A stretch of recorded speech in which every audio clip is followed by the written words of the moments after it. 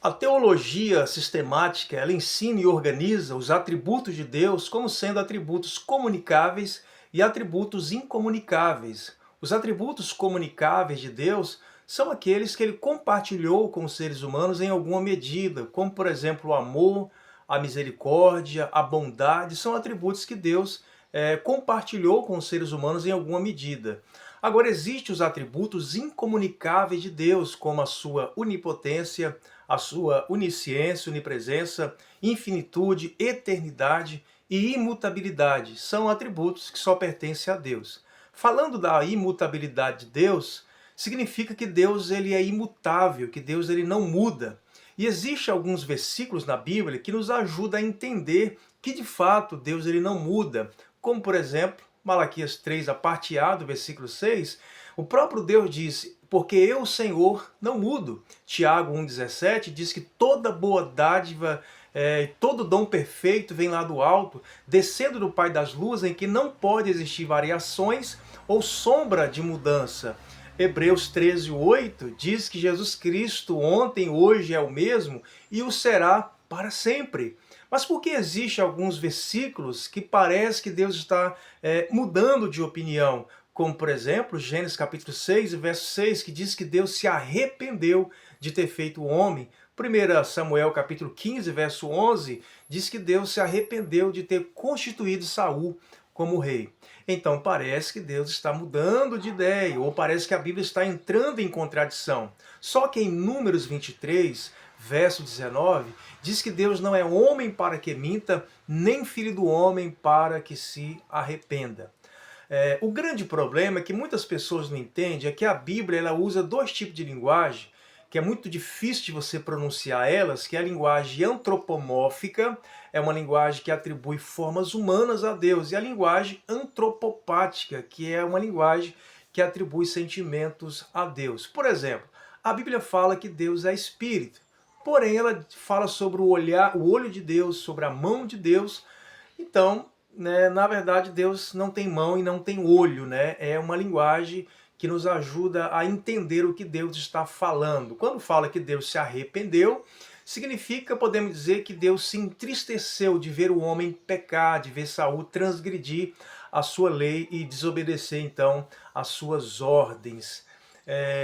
Algumas pessoas também, eu também já fiz essa pergunta, se Deus não muda, né?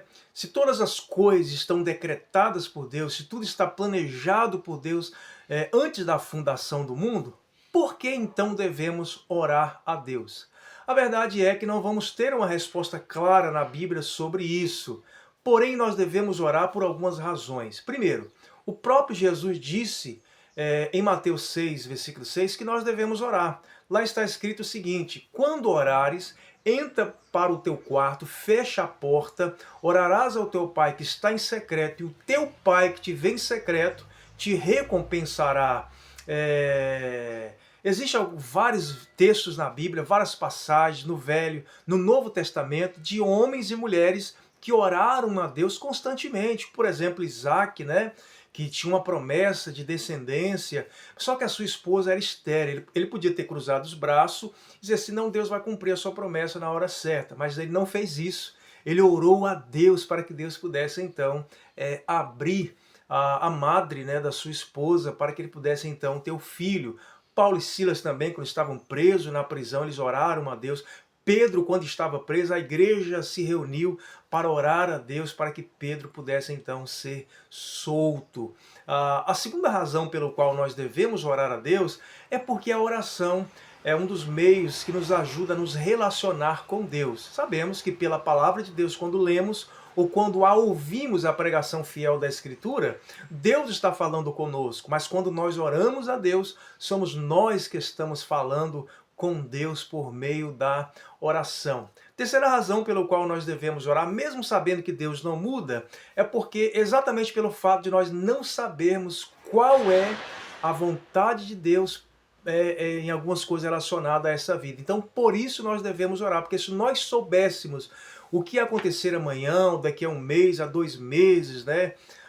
Nós não orávamos, né? Porque já sei que vai acontecer amanhã ou depois, ou daqui um mês, daqui um ano, então não preciso orar. mas exatamente pelo fato de saber, de nós não sabermos qual é a vontade de Deus para algumas coisas relacionadas a essa vida que nós devemos orar.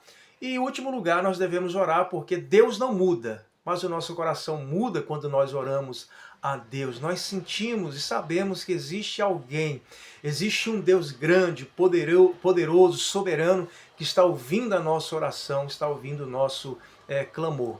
E esse atributo da imutabilidade de Deus deve trazer paz ao nosso coração, porque quando nós sabemos que Deus, nós estamos informados que Deus não muda, por exemplo, ele fez promessas em João 10, 28, que nenhum das suas ovelhas seriam arrebatadas das suas mãos, né? E se Deus é imutável, ele não vai mudar de ideia, ele realmente salvará o seu povo, porque Deus não é como o homem que muda de opinião constantemente. Deus é fiel para cumprir cada uma de suas promessas, porque Deus é imutável.